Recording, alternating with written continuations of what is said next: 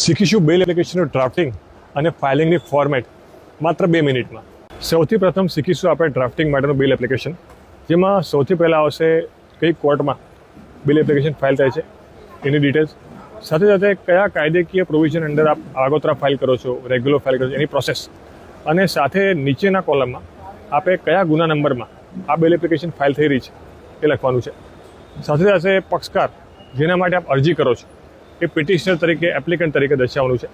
ઓપનન્ટમાં જો સરકારે ફરિયાદ કરી હોય એની ડિટેલ આવશે, અને નીચે પિટિશન શેના માટેની છે એની ડિટેલ પિટિશન ફોર્મમાં લખવાની રહેશે.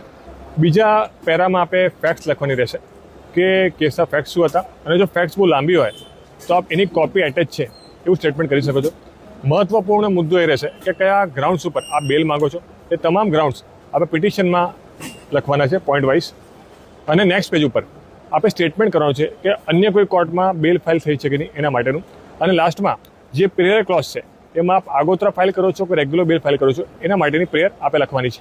જો અગર આ આગોતરા હોય એવા કેસમાં આપણે એફિડેવિટ કરાવવાની રહેશે લાસ્ટ પેજ ઉપર. અને જો આગોતરા ના હોય, રેગ્યુલર બેલ હોય, તો જેમાં વકીલાતનામું જે છે આપણે બિફોર મી જેલર કરાવીને આપની સહી કરવાની રહેશે.